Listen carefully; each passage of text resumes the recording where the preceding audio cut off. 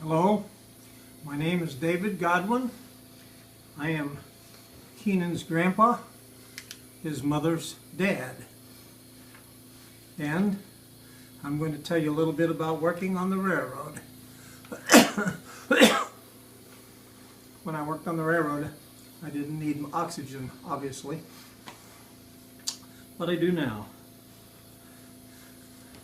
My first railroad job, I worked the summer after high school, and the next summer, just as a summertime job, as a section hand. That meant we put in ties and replaced bad ties with new ones, and fixed road crossings and all that kind of stuff. But then the third summer, I was in college. I was after my second year of college, and they didn't have authorization for summer help yet. So I got a job on the Union Pacific Railroad. This is out in Council Bluffs, Iowa, as a switchman. Means you worked in the yard and sorted out cars, put cars together to build trains, and you worked on the ground. Of course, on the engine they had an engineer and a fireman. That time, firemen, although they were all steam engines by this time where I worked. And I worked a couple summers there. And then after I graduated from college, I had a summer job in Kankakee here. I got on the railroad here with no problem because I had experience. And they were still hiring summer help, so the older hands could take summer vacations.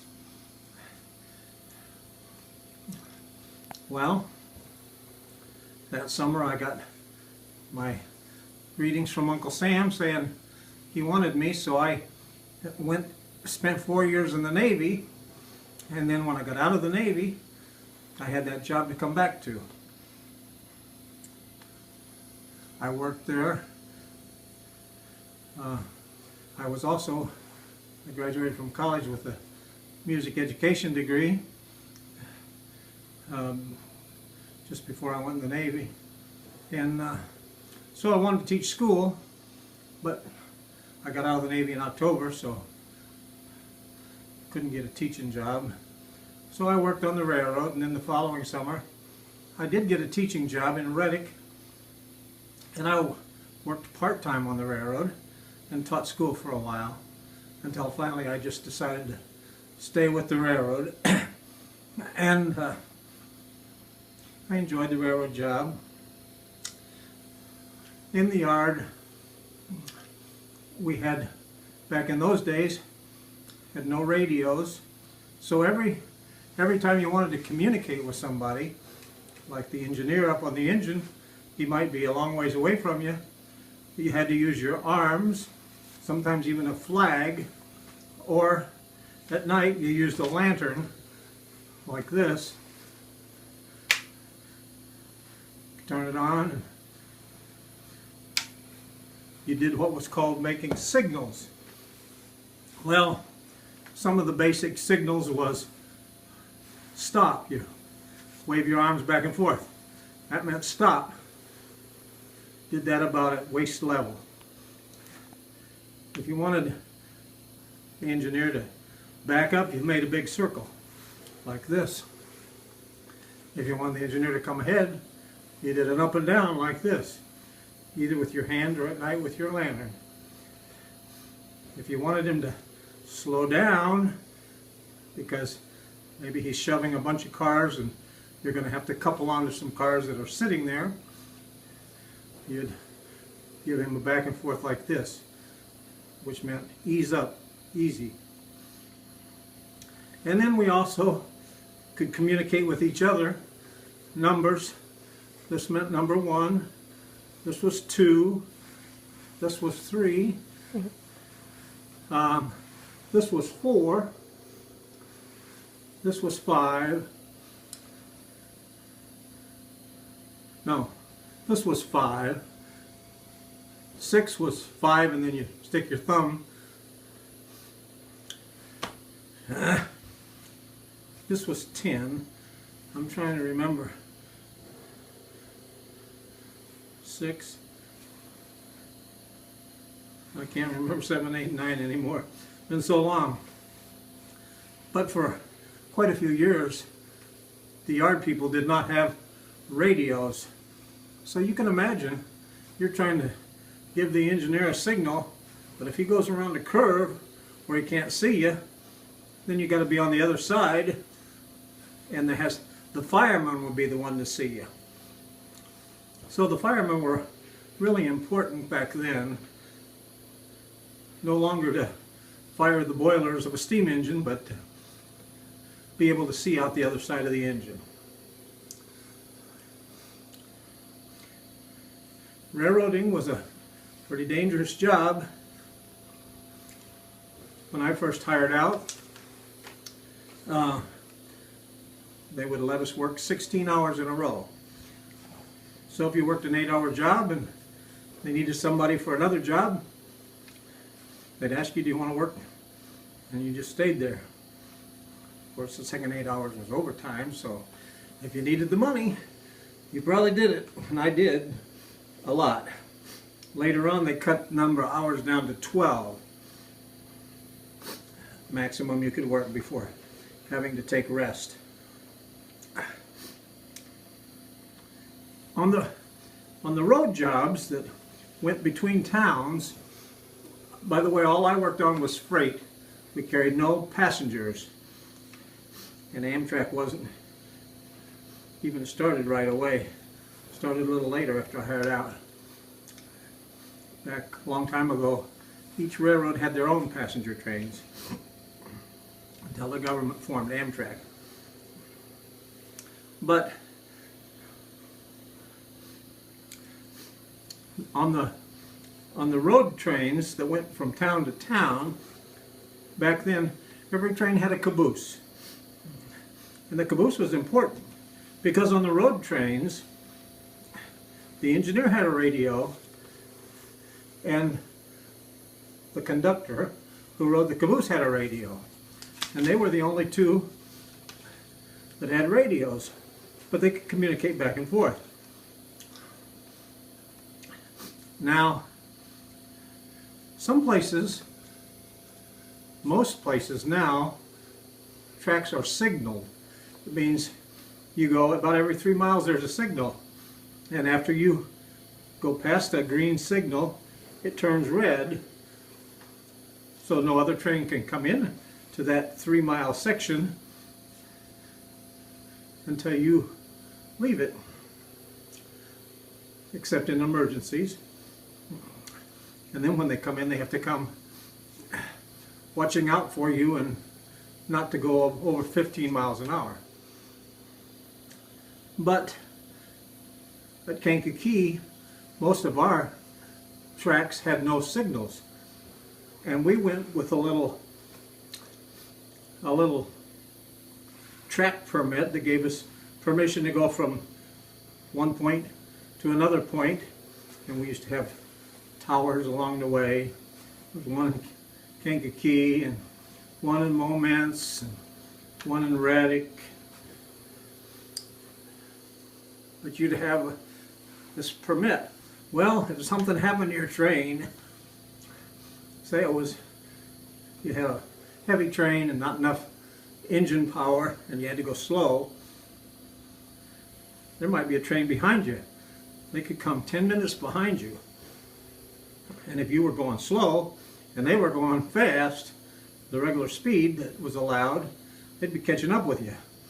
So we had on the caboose, as well as the conductor, we had the flagman. And if by chance you knew there was a train behind you, you would drop off flares. They would burn for 10 minutes. We call them fusees, but the truckers call them flares now. You'll see them along a disabled semi and a lot of times on the highways. So you drop that off. Well, if a train was following you, when he'd come up and see that flare, he had to stop, and wait till it burned out. That meant he was 10 minutes behind you, hopefully. And we had some engineers that really liked to push the speed limits. So if we got stopped, there were a few, if I knew they were following me, and I was the flagman, I didn't even wait for the caboose to stop. I jumped off and ran back a block or two with a lantern and flares and whatever I needed to make sure I could signal them to stop before they came and plowed into us.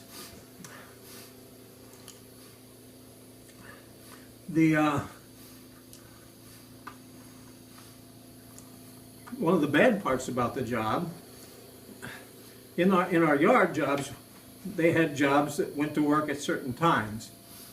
First shift might have some at 6:30 and 7 and 8.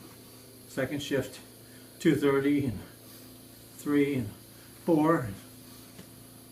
Third shift, of course, 10:30, 11, 12, and the job was set for 8 hours generally, although some jobs were known to have overtime all the time. But on road trains, they just called the crew when they had a train ready to run, or when you had to get a train from another railroad.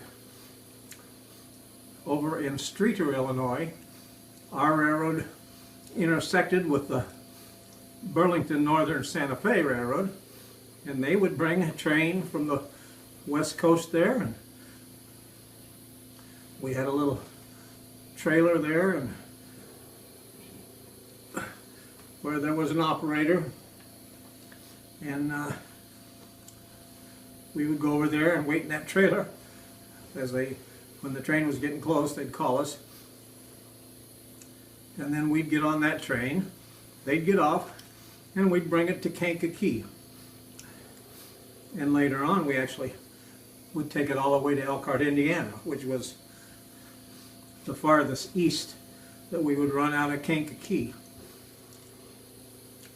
We also used to run over into Indiana and then south to Danville, and over in Indiana and north to Chicago. And Chicago is a maze of railroads. Many railroads up there, and it's a place where you got stopped an awful lot. But anyway, they just call you, and you had to be ready to go to work on an 1.5 to 2 hour call. They call you up and say, we need you for this train such and such a time. If you were sleeping, you'd get up, maybe fix a lunch, grab the things you needed, and go to work.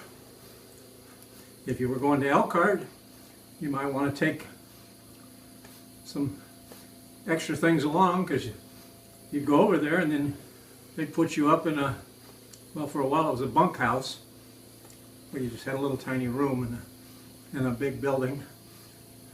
And then later on they put you up, got a little fancier, they put you up in a kind of a cheap motel. And you'd stay there until they had a train ready for you to bring back. But it was a good job. Compared to some jobs, it paid pretty well. And every day seemed to be different. We had a lot of different things. Over in Indiana, in Wheatfield, Indiana, there's a big, they built it actually, several years after I started working for the railroad, a big power plant that burns coal. And we used to go up to Chicago, or Streator, or even Momence, and get loaded coal trains, 100 to 120 carloads of coal, and take those trains over to the power plant and leave them. Or we'd go to the power plant and get an empty train and take it back to whichever railroad it went to. Well, if you enjoy doing math, each one of those coal cars had about 100 tons of coal. You take 100 tons times 100 cars, you'll come up with how many tons of coal we were hauling. So obviously, we didn't get in a hurry. It was slow to get going, and you know it was slow to stop. So, if you ever come to a railroad crossing and there's a train coming, just realize, let the train go, because they can't stop on a dime like a car can, or even a truck. And you know what to say about this. If you tie a train, it's not a tie, you lose. Later on they did away with the cabooses. Everybody had radios, and they thought they didn't need cabooses anymore. So they were able to get rid of people. And I was sometimes laid off a little bit, a few days or a week, and then get called back to go to work. And I decided maybe I ought to be an engineer. That's a pretty secure job. So I went, the railroad had an engineer school out in Pennsylvania that I went to and trained to become an engineer. And my last 15 years or so on the railroad, I actually drove the engines. It was a good job, except you didn't get the exercise you needed. So I had a tendency to gain weight. Working on the ground, you climbing on and off the cars and walking and stuff, you stayed in pretty good shape. Now the signals, all of the signals had at least a red. You all know what that means. Stop. A yellow. That means watch out and never slow down immediately to 30 miles an hour or less. And then green, and that meant you could go as fast as the speed limit on that track allowed you to go. Some trains can go faster than others. The speeds are set according to the type of train it is. You've seen these trains where they have truck trailers on flat cars or something. They could go faster than regular trains with box cars and tanker cars and stuff. But they also have more than that. For signals, a lot of the signals would have 3 lights. The bottom one was always red. If the top one was yellow and the next 2 were red, that meant slow down to 30. But sometimes the top 2 would be yellow and the bottom one would be red. That meant the next signal would be yellow and you only had to slow down to 45 and get ready at the next signal to slow down to 30 unless it changed. So there was a lot of things to learn, and you were always studying, learning. We had a couple times a year we had to take classes to learn more things and then take tests to see if we learned what we needed to know. And of course the engines got more modern. They got so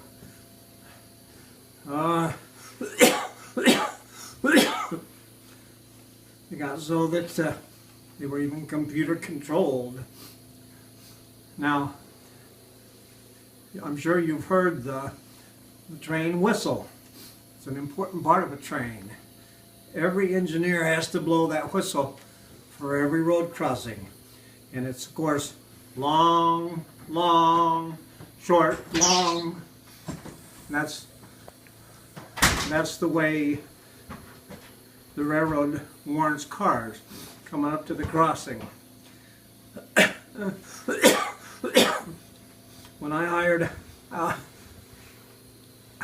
let's stop.